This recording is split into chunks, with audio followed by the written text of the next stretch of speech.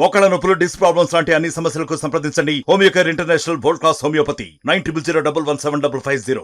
2009లో రాజశేఖర రెడ్డి గారు స్వర్గస్థులు అయిన తర్వాత నుంచి మనం అపోజిషన్ లోనే ఉన్నాం. అంటే 2010 నుంచి దగ్గరగా 2019 వరకు అపోజిషన్ లో ఉన్నాం. మళ్ళీ 5 ఏళ్ళు అపోజిషన్ లో ఉంటాం. కొత్త ఏం కాదు, 5 ఏళ్ళు అయితే 15 ఏళ్ళు అపోజిషన్ లో ఉంటున్నాం. మనకేం ఇబ్బంది లేదు, కొత్త కాదు. ప్రజలు చాలా తెలివిగా ఆలోచించారు. ఖచ్చితంగా కూటమి వస్తే ప్రజలకి మంచి జరుగుతుంది. ఎందుకంటే ప్రజల ఆలోచన ఓటేసేటప్పుడు వాళ్ళకి ఎవరు మంచి చేస్తారో అని అనిపిస్తే వాళ్ళకే ఓటేస్తారు. అలాగే మనకన్నా కూటమి ప్రభుత్వం వస్తే మంచి చేస్తారు అని చెప్పి ప్రజలు ఆలోచన చేసి ప్రజలు కూటమికి పట్టం కట్టారు. తెలుగుదేశం, బీజేపీ, జనసేన పార్టీలకి పట్టం కట్టారు. మనకన్నా మంచి చేస్తారని, ఖచ్చితంగా వారిని మంచి చెయ్యాలని కోరుకుంటున్నాను. అదేవిధంగా మన పక్కన కూడా చిన్న చిన్న తప్పులు ఉన్నాయి. ఆ తప్పులన్నీ సరి చేసుకుని మళ్ళీ 5 సంవత్సరాలు పోయిన తర్వాత ప్రజల ముందుకు మనం ఓటేయమని చెప్పేసి మళ్ళీ అడగవలసి ఉంటుంది. మనం మన పక్కన ఉన్న తప్పులన్నీ కూడా సరి చేసుకున్నాం ఖచ్చితంగా.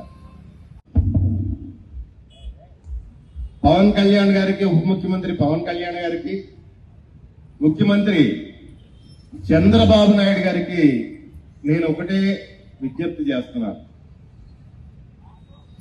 కేంద్ర ప్రభుత్వం రాష్ట్ర ప్రభుత్వంతో ఉత్తర ప్రత్యుత్తరాలు నడుపుతుంది.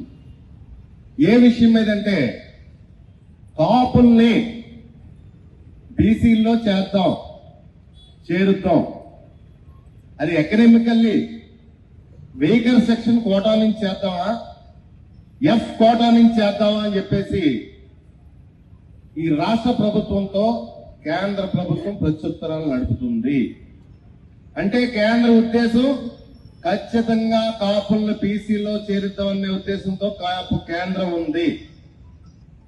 మీరు ఈ రాష్ట్రంలో ఉన్న పవన్ కళ్యాణ్ గారు, మీరు రాష్ట్రంలో ఉన్న కాపుల ఓట్లన్నీ పోలరైజ్ చేసి కూటమికి, అంటే చంద్రబాబు నాయుడు గారికి, బీజేపీ ప్రభుత్వానికి ఓట్లు వేయించారు.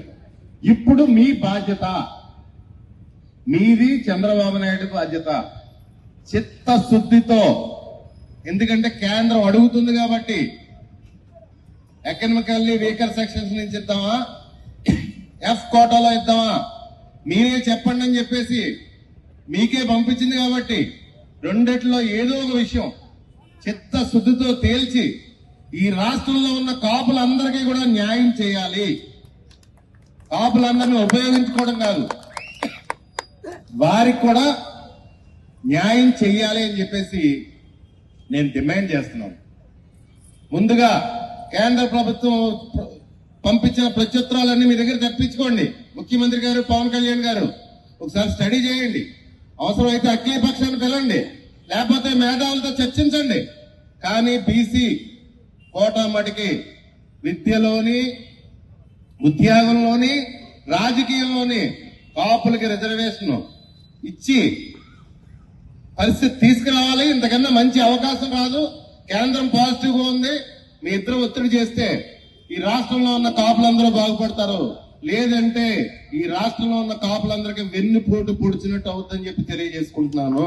మరిన్ని వీడియోస్ కోసం ఛానల్ ని సబ్స్క్రైబ్ చేయండి. లేటెస్ట్ అప్డేట్స్ కోసం వాట్సాప్ ఛానల్ ని ఫాలో చేయండి.